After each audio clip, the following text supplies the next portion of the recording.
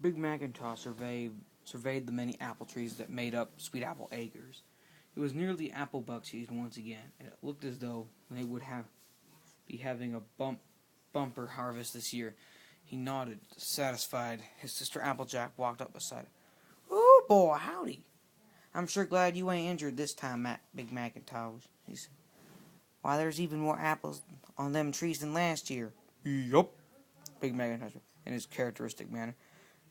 "Them's a lot of apples." Applejack was silent for a moment, enjoying the feeling of the sun against her blonde mane. "Say, I don't suppose you've seen Apple Bloom anywhere, have you? I've been looking for her all day, and she ain't nowhere to be found." Big Macintosh shook his head. "Sorry, sis. Can't say I have." "Darn, that silly filly's probably gone off somewhere with her friends. I just hope she ain't getting herself into any mischief, or else there'll be hay to pay." Don't you go worrying yourself, Applejack," he replied. "I'm sure she's perfectly fine.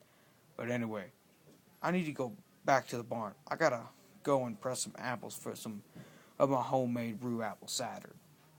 I hoof picked a few apples earlier, especially, all nice and plump and ripe, and they ain't gonna press themselves."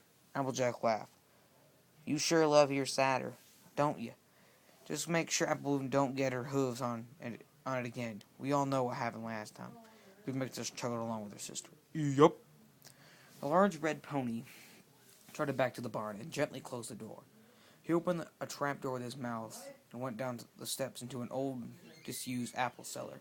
Usually it was just filled with junk, scrap metal, old worn-out poles, old rope, and various other bits and bobs that have outlived their usefulness. Big Macintosh often came here when he wanted to get away from the world, to withdraw for a little while for some peace and quiet. Today was different, however. The old rope, at least, had found a new use, because in the cellar space were Apple Bloom and her fellow cutie mark crusaders, Sweetie Belle and Scootaloo, bound and gagged, propped up against the wall. 3 pairs of scared, round eyes looking up at Big Macintosh's ear. "Now then, you 3 fellas," he said, as Pallas, "y'all need to learn a lesson. You need to learn not to mess around with Big Macintosh. All I want is some peace and quiet," he said, looking directly at Apple Bloom. The little redhead filly cowered under his gaze. "All I want is a quiet life, without all you cutie mark crusaders running around the place, making with the noise. When I'm finished with y'all, there ain't gonna be no noise for you ever again." As Big Macintosh approached, Scootaloo flapped her wings, struggling to get off the ground. Big Macintosh laughed and grabbed one of her wings. He twisted and at first slow, watching the pain visibly grow in her arm. Then tore hard, smiling slightly. Then he heard the snap and the muffled whimper that came from Scootaloo. He then threw her to the ground. "Your wings are useless, you silly filly," he said pleasantly.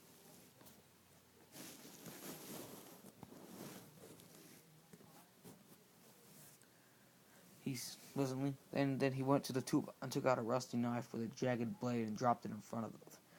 I'm gonna take off those gags now," he said. "The first one of you gets their tongues cut off."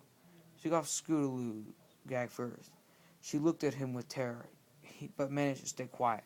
Next was Scootaloo. She let out a strangled whine and was breathing still in horrendous pain from her broken wing. But managed to resist the temptation. Finally, he removed the gag from his sister Apple Bloom. He stared at him with her large round eye, filled with fear and incomprehension. This was Big Macintosh after all, her big brother and gentlest of souls, wasn't he? Surely this was just a horrible joke, but she had seen what he had done to Scootaloo's wing. It was definitely no joke. She took a deep breath. "Applejack!" Macintosh shoved his hoof in Applejack. Silencing her, he sighed and took off. "I told you not to scream, Apple Bloom. You should listen to your big brother." "I'll scream, and scream again, and Applejack will hear and Apple Bloom said, fat, felt Hurley. You know, I kinda hope you do. After all, I stay on forgiving Applejack for that injury she gave me last Applebuck season. If you want Applejack to join you around here, scream anyway. I, for one, would welcome her company. But now, to business. Big Mash picked up the knife and loomed over the cowering Apple Bloom. He pinned her against with a powerful hoof and stuck his knife into Apple Bloom's mouth. Scootaloo vomited at the sight. The thick, yellow chunks and acid-smelling liquid splattered heavily on the floor. Scootaloo managed not to be sick, but rather gasping and sobbing and choking with panic. The Big Mac forced open Apple Bloom's mouth and with some effort cut out her tongue. Apple Bloom tried to scream, but her mouth was too full of blood, so it was more of a muted gurgle. After a short while she collapsed, tears streaming from her eyes, falling unconscious from the shock and pain. Big Macintosh then took the tongue and rolled it into a puddle. He smiled at Scootaloo. You hungry? Scootaloo shook her head and cast him a defiant look. If Rainbow Dash was here, she'd kick the crap out of you, you maniac. Alright, love you, Connor. Big Macintosh shrugged. No, she ain't. And anyway, I'd be so sure that Rainbow Dash ain't as tough as she likes to make out. He shoved the vomit-covered tongue into Scootaloo's mouth and used his hoof to clamp her mouth shut. Don't you go trying to spit it out now, he said calmly.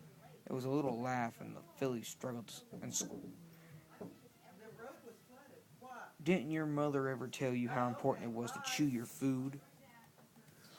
Scootaloo closed her eyes and flapped one good wing desperately, eventually swallowing Apple Bloom's tongue.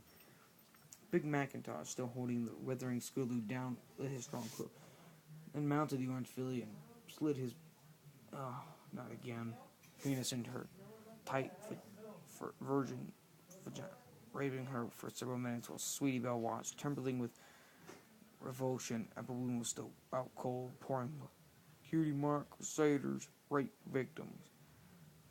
On with tender mockery as he did Scootaloo, followed by a gentle, guess y'all found your purpose and laugh now. Your special talent is getting raped. Yup. Eventually withdrew from Scootaloo and gripped her head tightly and repeatedly punched her hard and with a hoof in her face, causing her nose to shatter and spurt with blood. He scooped up some of the blood and some of Sweetie Belle's vomit in his tongue and held it in his mouth so that it was mixed with his saliva.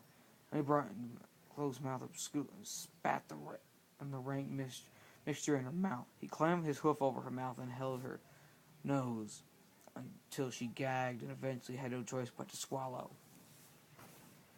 As Scootaloo and spat and cried, she turned to Sweetie Belle. He grabbed her easily, and she was too shocked to respond, and with it, he rammed her horn in Scootaloo's anus. The horn was too big and hard, so the skin around Scootaloo's anus ripped, and blood and fecal matter first trickled and poured down on Scootaloo's face, Sweetie Belle's face, as well as urine, as Scootaloo peed herself.